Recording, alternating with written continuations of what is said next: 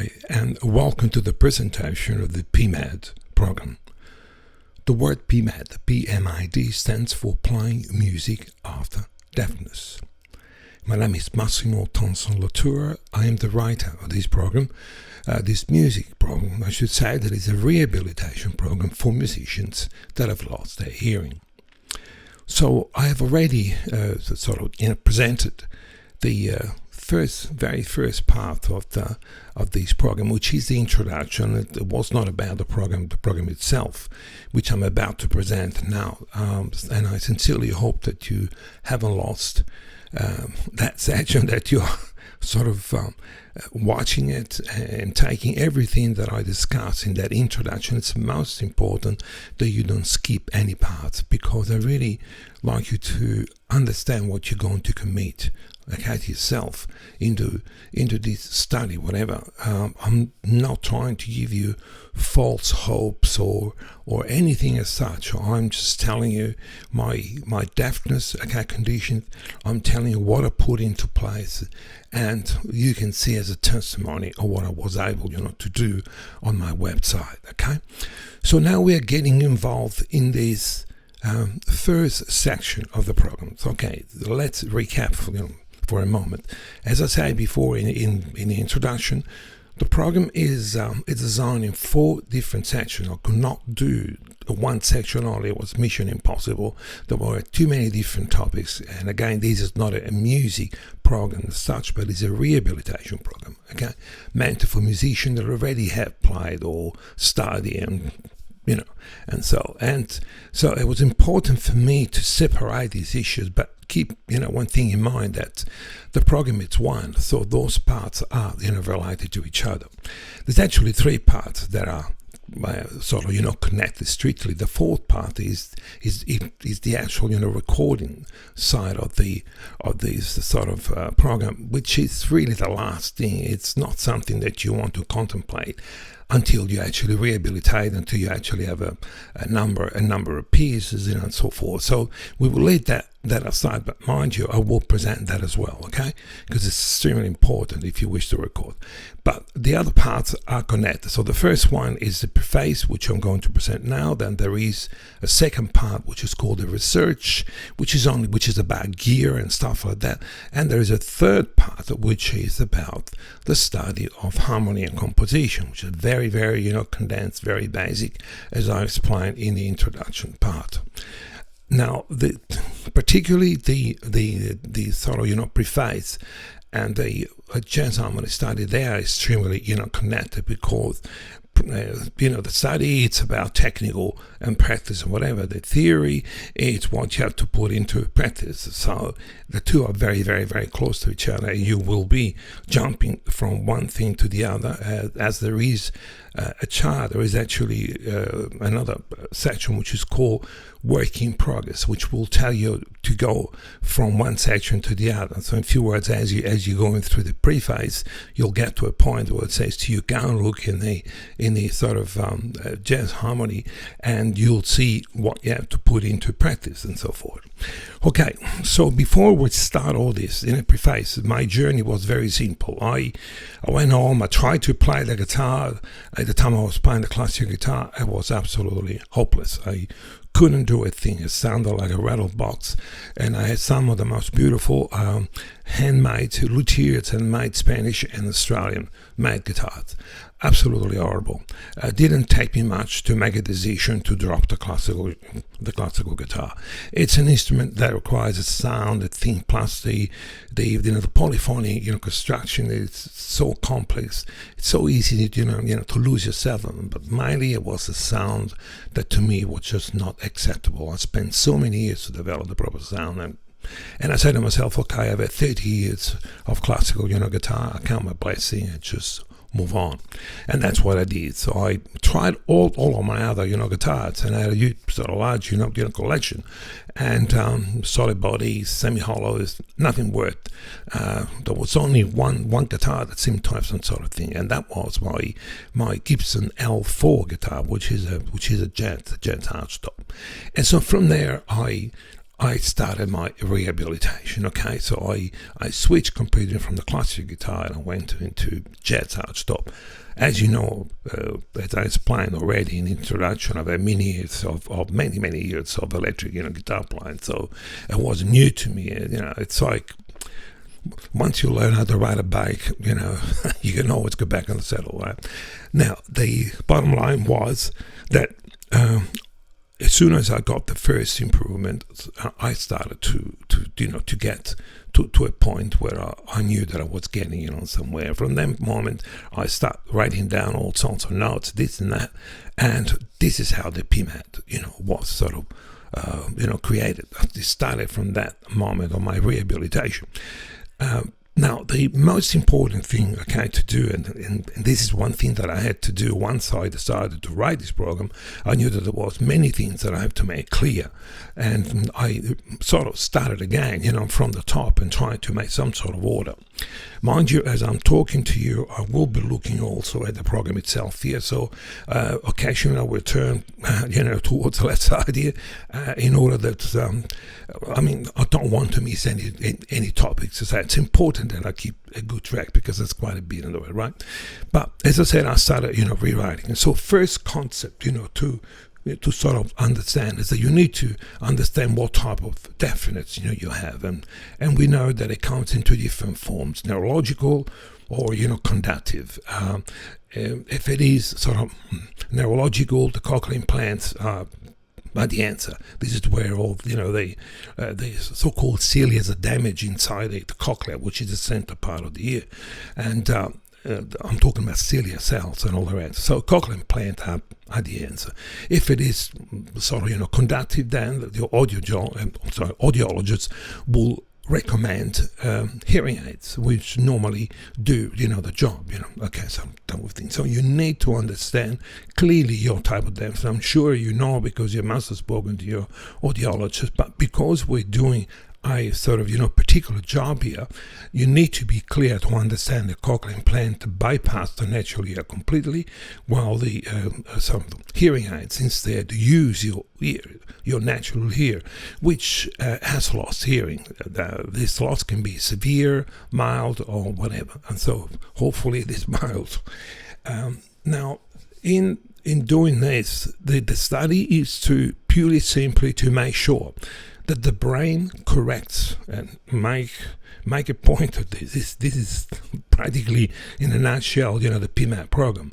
The brain needs to correct the frequencies that are coming in from those units that are not correct. Those frequencies, well, first of all, the cochlea is not designed really for the complexities of sound frequency, very low, very high, and all these things. It's designed for speech, which is mainly mid-range. But is it really? Because I'm using the cochlea, I'm doing extremely well. It's not just the cochlea that's working fantastic, it's the brain that is correcting these frequencies that are coming in incorrectly. If you watch my brain and your brain, there's got a lot of memory stored. And the memory that I'm talking about is all the musical sounds, all the years of playing, all your theory knowledge. So when you play some sort of scale, like sort of a chromatic scale, your brain will know exactly the way it's supposed to sound. And it will correct these frequencies that are coming wrong and that do not allow you to pitch correctly. So this is the work that we're doing. We're using the brain to correct those frequencies, and it's a task that might take a week, 1 month, 6 months, whatever it takes. It didn't take me that long. It took me about between 2 and 3 weeks to get the initial steps, and between a month to 2 months to really start getting some significant results. Okay, so it's most important that you get this clear, okay? That is what we are going to do. Now, the most thing I'm looking here, the most important thing, of course, you need to have the proper instruments. Not every instrument is designed, to do this to start with. Do not confuse the word rehabilitation with being rehabilitated. I can use any type of archtop sound, different woods, different pickups, all sorts of things. But I couldn't, at the very beginning, and I used a specific instrument, okay, that took me a long time to find, and of course, research. We will talk about this guitar in the research part, but it is important that you do have the right instrument. So when you see on your preface the proper guitar, you need to go and look in your research part of the program, and that will tell you why this guitar is the guitar that you need to use. But in a nutshell, it is very sound friendly, and this is the most thing. You need to control these first acoustic sounds. You cannot burden your cochlear implants or your seek here with frequencies that are either too low or too high, whatever. And of course, we are not going to use amplification at the very beginning. This is something that you'll be doing later on. And I'm talking probably 6 months. I didn't use an amp for about 6 months or 12 months. And then just slowly, switch it on and so forth. But we'll talk about that sort of later on. Now, the possibility for other instruments, see, obviously, it's very simple. I play guitar, I'm a guitarist, of course I know about other instruments, I understand sound, frequency and all the rest. Is it possible for a piano player to use the Pimad? I think the Pimad would be excellent for a piano player, providing that it's willing to make some changes. And it's not good to go on your own Steinway piano, which is magnificent, but it is so powerful and pretend to rehabilitate on that instrument. The frequencies can be so overwhelming, but you do much better with a nice Yamaha electric piano where you would be sort of using particular frequencies. You can EQ your piano, you can use a proper amp, which would be a transistor amp, because they're very natural, and there are ways of getting away with it. But the bottom line is that you don't think that you can use whatever you were using before, because now with this deafness you have limits, and limits are limits. So we're not going to concentrate strictly on the limits. We're going to look at the opportunities, and you need to make changes, right? Now, other string instruments, as I'm reading here, other string instruments, yes, violins, cellos, of course, violas, all these instruments, project different sounds, and then they're also fretless. So with your ability, and I'm talking to these guys that play those instruments, guys and girls, of course, to feel you have the ability to pitch, right? But it is more difficult, to do so on this instrument than what it is on a fretted instrument, okay? And then you have to consider the other things, which is the type of woods that those instruments are made of. Most of them are made of cedar, others are made of spruce. Different frequency, different sounds. You need to make sure you understand this. And this is also explained on a research part.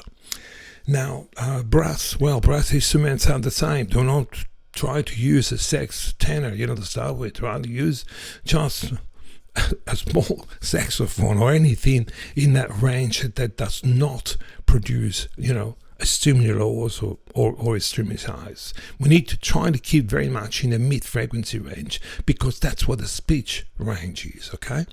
Now, you need to remember also that we are aiming towards creating a solo, performance. The solo performance that I speak about here in this preface, is the key of returning, to the music. You see, to work with an ensemble, with a band, or whatever it is that you want to work on stage, it will be extremely difficult. Sound pressures, volume, information from other musicians, and all the rest can make your life extremely, extremely difficult. I haven't done that. I'm not really interested. I'm very happy to play solo simply because I'm a classical guitarist. So I really have no problem, with that. But you need to sort of think about this rehabilitation as step one. What the future will bring. It can be whatever. Practically, these companies, that manufacture cochlear implants and hearing aids are making wonderful jobs, and these units becoming better and better and better. And with time, you might be able to. But the PMAD is step one, okay, which is returning to music, okay. Now, you naturally need to be able to read music. You're not going to be able to sort of build up your solo repertoire, organize your music and all the rest unless you can read, okay? And you don't have to be an incredible sight reader. I don't do a lot of sight reading. I can read anything, really, music. But sight reading, it takes sort of a daily effort and practice to constantly work on sight reading. I'm not really interested in, I don't spend the time, but I read music because I've done classical guitar and of course jazz harmony and all that, so I read extremely well. But you need to have the foundations of reading in order to create your solo work. So the bedroom musician, this is another chapter. Unfortunately, musicians are used to be within four walls. You will be practicing a lot, and the beauty about this is that you will have a very quiet environment. This is most important when you practice. You cannot have external noises, anything that interferes with what you're trying to do. Your brain will be under extreme pressure, and this pressure is given by many things. In particular, the concentration that you will be putting in order to be able to pitch and to stay constantly in pitch as you're playing through the different octaves of your instrument. Therefore, yes, better musician, for a very long time. Eventually, you will be able to play to your family, to a group of friends, or to a very small audience. But things need to be extremely quiet. Okay, so now we start, as it says here, we're starting with this, with the actual program. And if I was able to remove this thing, okay, here we go. So now we're getting towards the program. And before we commence this, the study itself, we will be sure. You got to be sure. We already have it, but you need to be sure that you ask your audiologist, just the person that knows all about these things, to give you what is called a music program. Those music programs are available with cochlear implants, with the hearing aids. They increase your sensitivity. They'll give you a beautiful tone, that really help a lot. But do not play around with the tonalities, because they come with controls about bass, treble, the mids, and all the rest. Really will not touch, these things. Let the audiologist do his work and work with him. Let him set it up. He knows where your hearing is. Okay. Now we've already spoke about the music within. This is the music in your brain. Remember, we said that we're going to use the brain to do all the work. So I want to insist on that. Now, initially you will be asking yourself, so what am I going to practice, right? Well, as I said, you're going to go from one part, which is the preface, into the next one, which is the sort of jazz harmony, construction, the music side of it. You will need to start from the very bottom. I made the program so that it was achievable, okay, to a large number of musicians, people that have got more knowledge, less knowledge, more practical ability, less practical ability. I had to do it that way. That was, the only way. So in going into the theory side, I really started from the very beginning. But also because you need to go back on your instrument at the very beginning in order to rehabilitate, in order to regain your sort of pitch ability. So we start with initial scales. Very, very basic scales, which it's all discussed which ones you're going to be doing here. And as you're doing those scales, you will start understanding, the function, the work that you're playing in your brain are trying to do, and this is the key, right? Also, from the theory point of view, you will be start understanding or remembering, if you've done all this work, and some of you might have incredible knowledge in harmony, whatever. You will start understanding the actual, formations of the scale itself, which it is based on intervals. Now, it is one thing to be able to pitch a chromatic scale, which is a semitone and a falling semitone and so forth. Once you start talking intervals, you could talk about a major second, a minor third, or whatever. You could be just playing thirds, in fourths, in fifths, and so forth. Those intervals need to be recognized in order for you to be able to play chords. So if you don't practice your intervals, you're not going to be able to play chords, right? Because in a chord you have more than one note, and that creates let's say, confusion unless you've done your intervals study. Okay, so most important. As you're going along with this, you will find that those chords will belong to particular sort of key signatures. And now we know there are 14 key signatures, 7 major, 7 minor, with flats and sharps for chords, and they're related to each other and so forth. But those chords will be extremely important because the chords then will dictate the scales, and that will bring you up and down, the neck, trying to keep your pitch and whatever. So by the time that you're able to play the first straight and you develop into a 4-note chord, which could have either flat 7 or major 7 or whatever, and then you will lead towards playing things that are extremely complex, which is introducing altered sort of scales. Those scales have got flats and sharps, and that can make life a little bit difficult, but at the end of the day, if you pitch, it's there. If you have been able to regain that ability, then you will be able to play altered chords, which sound like sort of like an impossibility, but they're not. If you got your pitch, you're getting back to where you were. The only thing that you will deal with, and that will be a constant problem, it will be sort of sound compression, noise, all these things that unfortunately create limits, and that will take time and time again to get used, to get sort of used to it. So the important thing is that to understand that if you're able to play a scale, if you're able to play a chord, if you're able to play the arpeggio of the chord, which spells all the important notes of the chord, you're getting really on top of your game. You're really sort of back on the saddle.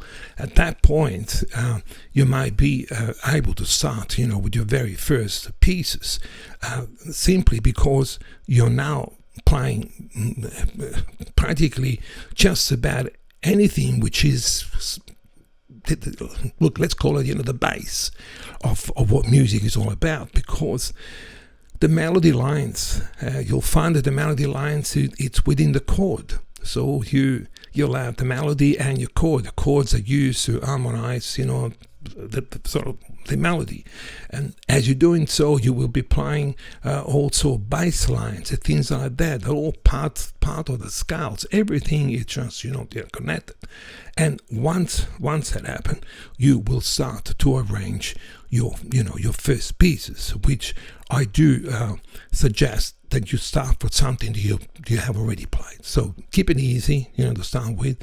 Use something that you already played before. Make a very small arrangement. Arrange it, for yourself, to play as a solo instrument, and then take it to the next step and the next step forward. Now, we understand when we practice those chords, there's lots of things that happen, with chords. There is such a thing as progressions, chords that need to be progressed, to each other. For example, simple 1, 2, 3, 4 progression in C major, that will be C major, D minor, A minor, F major 7. So when you play this, you need to be able to play up, and then you have to be able to play back again or down, which means this is a lot of training, and all these things can be used in your composition. They can be add on as an incentive to create a much better solo things. Same thing with sort of cadences and all the rest. So you need to understand that all these things will need to be played and practiced with a sense of dynamic. Obviously, you know what that means, but using solo dynamics means increasing volume, pressure, and that means changing frequencies and whatever. So when you're playing chords or when you're playing single lines using dynamic, you keep practicing dynamics. It's extremely important to control the pitch, to make sure you're always on top of your music, okay, that you don't get those dark or blurry moments. Now you will be able to do all sorts of things, because as you're getting on top of your theory, you will be able to say, I talk about transposing music, write it in a best possible key, something that you believe that is more suited to your instrument and to what you're really actually doing. So transposing will be easy, okay, to do, because all the different scales. So away you go. You need to have a constant routine, a constant practice. You need to make sure that you write everything down on what you do. Your theory, which you will see once I present the theory part of it, needs to be done, the old-fashioned way, pen and paper or whatever. If you want to do that, on a computer, which people do today, absolutely no problem. But you need to write things down, because you need to get familiar with the theory and with the practice, so that as you practicing your theory, you write everything down and you can control all your progress, where you're actually going. And the other thing, of course, how you are withstanding the pressure. That is the pressure of practicing, the pressure of your brain putting up with all this stress that is doing all this work, because obviously it is the brain that allows you, to hear. And the exercise is to really push it and push it and push it. But there are moments where you need to stop, to take a break, wait 15 minutes, 30 minutes, whatever it takes, and then go back again. Initially, I could only do 5 minutes at a time. I used to get headaches and stuff, but so now I can sit on this chair for practically all day, and that's all it is. It's a question of getting used to it, okay? Now, as I said, analysis in a composition, this is all part of your piece. Once you have organized, your piece, you will be able to do everything, including improvisation. Yes, you have organized, it's right there. You might want to decide that this section, I should say, might need, instead of making standard, repeat, you might want to improvise there. That's fantastic. Take advantage of all of the technical work that you've done. Introduce arpeggios, part scales, put little riffs here and there, but make sure that it's done properly and that you learn it properly and memorize it properly, okay? We're not going to say read when we perform. If we lose ourselves, we're gone. So it's most important that we memorize all the parts. Future possibility. Well, the future possibility, I can't tell you really about this. You see, practically we're all different, and we all have different type of deafness. We all have more or less knowledge, more or less practical ability and so forth, and more or less intention, to take this to whatever stage, you want to. But a lot it will depend from the companies that make the cochlear implants and hearing aids and all the rest, because they are going to help us more and more and more. And yes, it could be possible, to play within a sort of ensemble and whatever, but I'm not making you any false prospects, because at this stage it is physically impossible, really. Yes, we see some strings and musicians doing these things, but generally speaking, it is it's nearly impossible. The sound, pressures and all the rest make your life unbearable. That's why I can't go and see rock shows or anything as such. Something that is very mild, but I still get a lot of interference in my in my hearing, and then that's not really that pleasurable. I'm still struggling with that, but I do have a ear which is sick. See, I don't have 2 cochlear implants. I've got a sick ear, and unfortunately that is that ear that really can't take all this. Okay, so this, concludes the preface. There is a lot. There's a lot of chapters. There's about 81 pages just there, and that means a lot of exercises, okay, and work which needs to be done.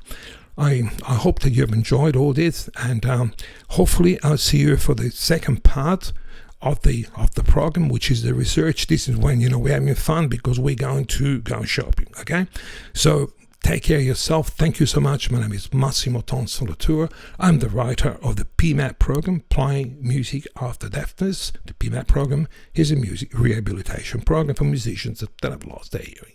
Thank you so much, for watching, and I'll sign you off. Bye now.